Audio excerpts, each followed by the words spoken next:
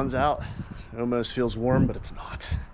So I'm gonna put out this episode on fuel system, fuel tank, fuel neck, sending unit, all of that stuff. And then shortly after that, I'll have an episode on the whole body mount thing there. So this one, I'm gonna keep to the fuel system, keep it a little shorter. Thanks.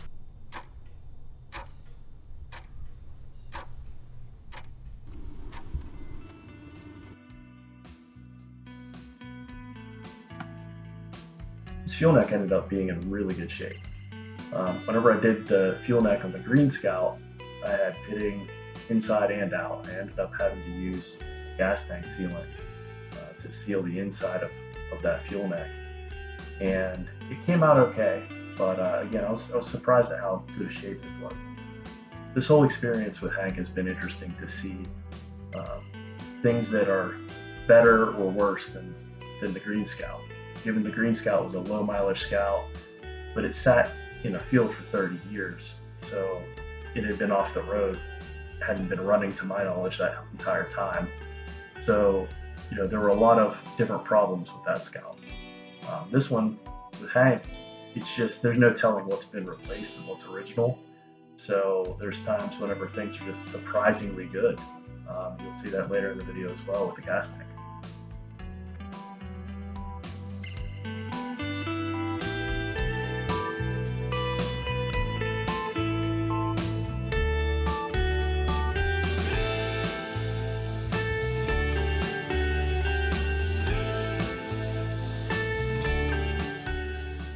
This is definitely a how I did it moment, not a how you should do it moment.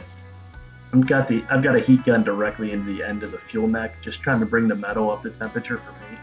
It's probably 0 degrees outside, so I'm just working with what I can.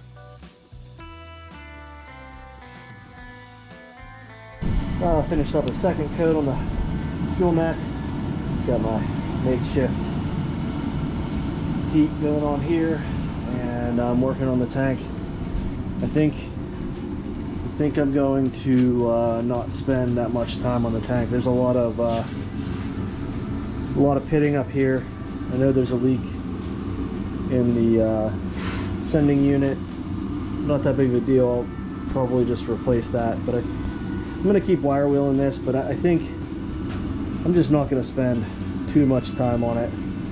I'm going to clean up what I can. I'm going to treat what I can, and then I'm just going to fog it all black. Because the reality is, well, I haven't seen the inside of the tank yet either, so let's see.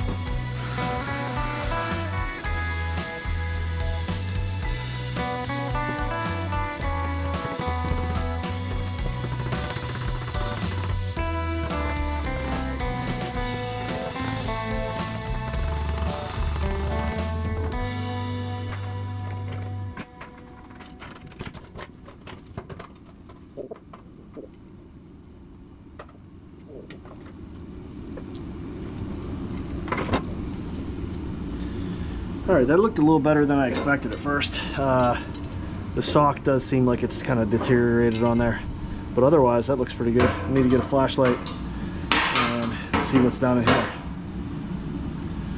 Also, there we go. I think this is the problem. I think that, and maybe I should have tried to do a little bit of a pressure test if I could have beforehand, but I think that seal there was maybe not good. There's a lot of gunk in there, but I don't know, we'll see. I'll probably, the fuel sending units are pretty cheap. I'll probably just grab one of those, clean this up, and then hopefully that'll address the leak whenever it's full. But I'll try to see if there's anything else going on. All right, so very pleasantly surprised with the tank. It looks brand new inside, minus one issue, but I was able to see both the top and bottom, and this is it's pretty good. A couple screws over there. I didn't even see those, but it looks like there's been a patch here, but it's so clean.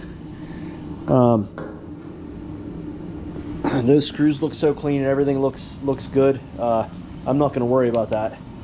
I'm just going to run this tank as long as I can, and once I start seeing issues, I'll swap it out for a plastic tank or something. So I am going to go ahead and clean it up the rest of the way, prep it for paint. And I did just drain it. There was maybe a little less than a gallon, maybe half a gallon of gas left in it, but there's still a piece of the filler neck I got to pull out. I ended up having to reinstall the sending unit just so that I didn't get any dirt or debris back in the tank.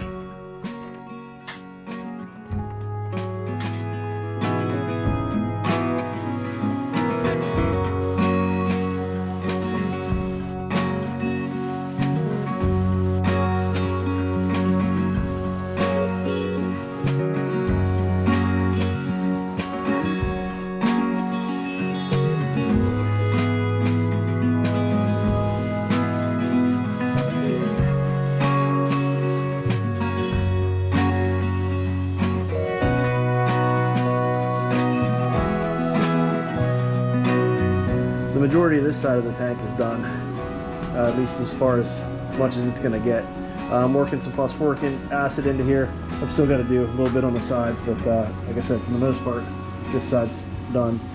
I did find a second patch right where the tank straps are. I know this is on the bad side for lighting. Hold on.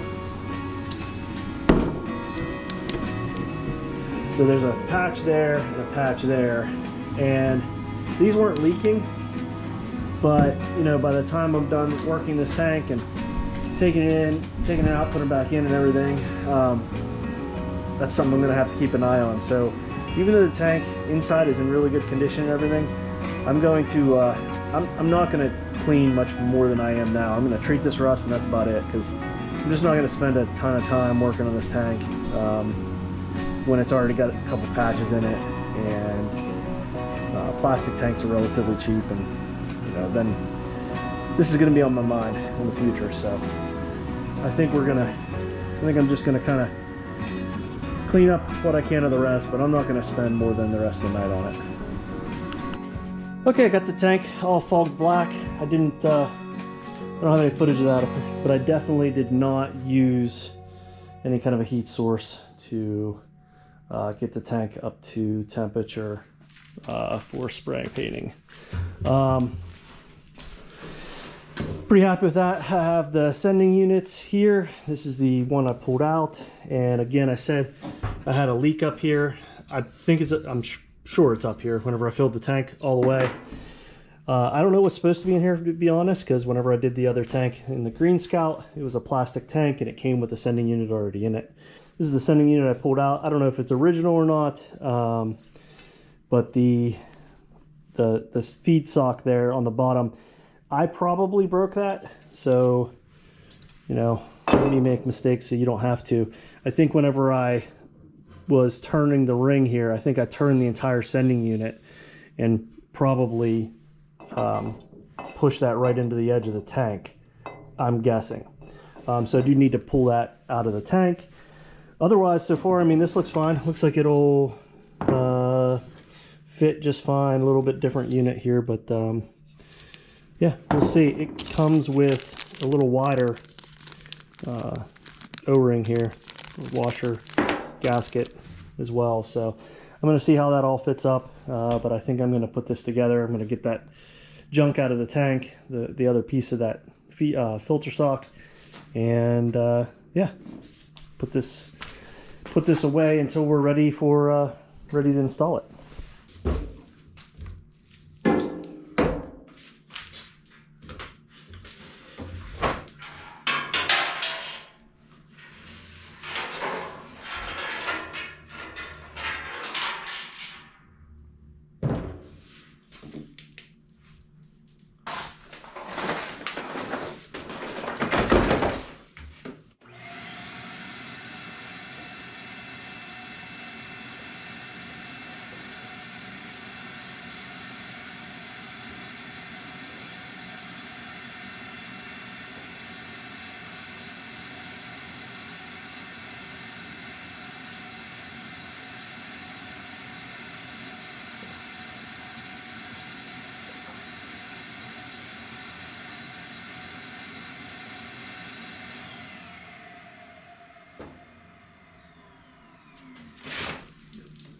Perfect. There's that, and then the screen that goes around that I already pulled out. There's one other little tiny piece, and I'm pretty sure I felt it hit my hand and go into the machine. Yeah. All right. This tank's about as clean as can be. I've installed the float, and that float should just give a signal which controls your fuel tank reading. So what I'm going to do is put this in the Scout and wire it up and just try to see what range I have on the fuel indicator. So let's try that. Okay, let's see if this works. I've got the fuel sending unit here. I've got all my wiring bundled up here behind me. So I'm just going to see what the range is on that, see if it works. I don't know if I'm going to have any issues with grounds because with all those wires disconnected, I'm missing several grounds. Okay. So where is the fuel gauge? Over here. This assumes, number one, that the fuel gauge even is working, which it may not. Nothing from the fuel gauge. Okay. I was rocking this back and forth. So there's probably a ground that needs to be grounded. Let's see.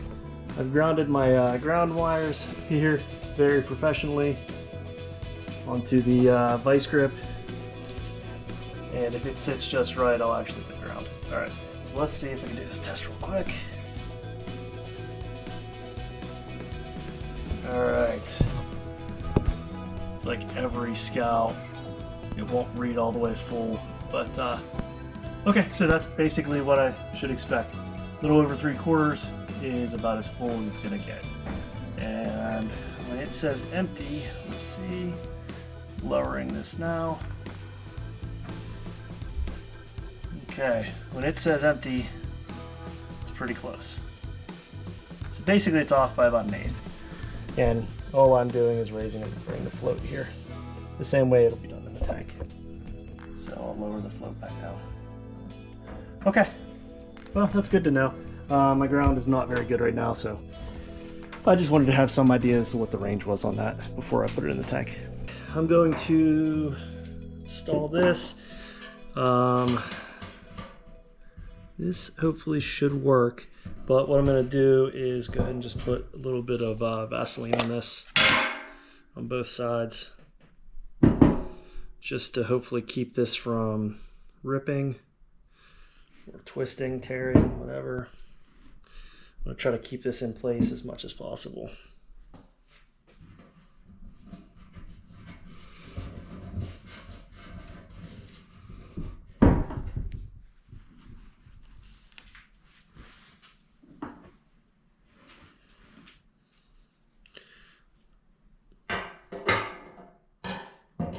Float in first.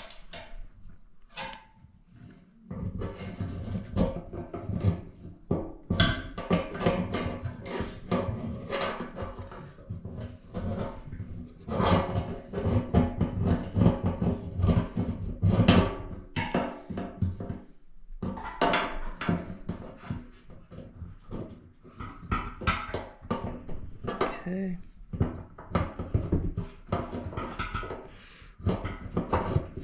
There we go. All right.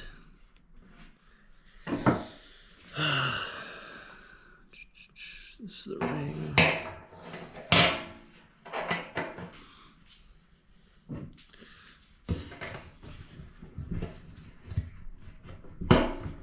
All right, I'm gonna need to move the camera and get something to tap this in here to get it started.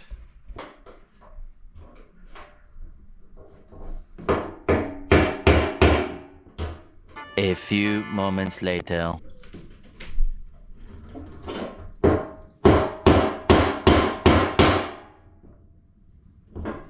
One eternity later. Okay, so the 3 little tabs that need to get started, I just took them over and just pounded them just once or twice with the hammer. Just knocked them down just a tiny, tiny bit. Probably a tool for this.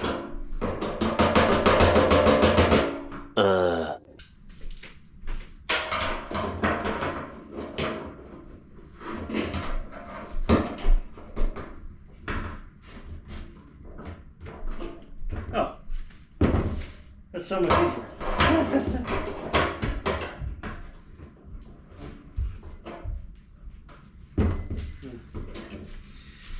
Well, that was easy. I've taken these out before and I've knocked them out with a screwdriver backwards, but just putting that in, I didn't have enough hands to keep 3 points down all at the same time, but just using a pair of pliers was way easier. So, all right, well that's installed. I'm gonna see, I don't know if there's any way to pressure test this really. Like I could cover this and probably use an air compressor and then just use a little bit of dish detergent or something to make sure that I'm not getting anything coming out there. But in the real world, it's not going to take much.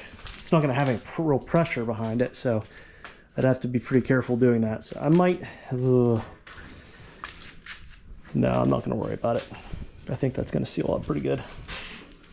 Yeah, okay, I think I'm done with this. I'm going to put this away in storage until it's ready to go back in. We soldered to the post right there, so I did have to. I just grabbed a grinder and just cut the piece off carefully. But yeah, small modification you have to make. Otherwise, everything seems like it fits well.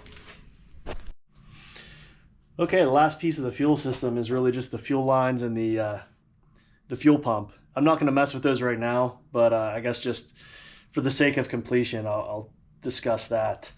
I've got the I've got a Tide bottle currently wrapped up in a welding blanket down there, which is just enough, just as a temporary tank. Just in case I need to be able to move the Scout, I can just pull the bottle up here and run off of that.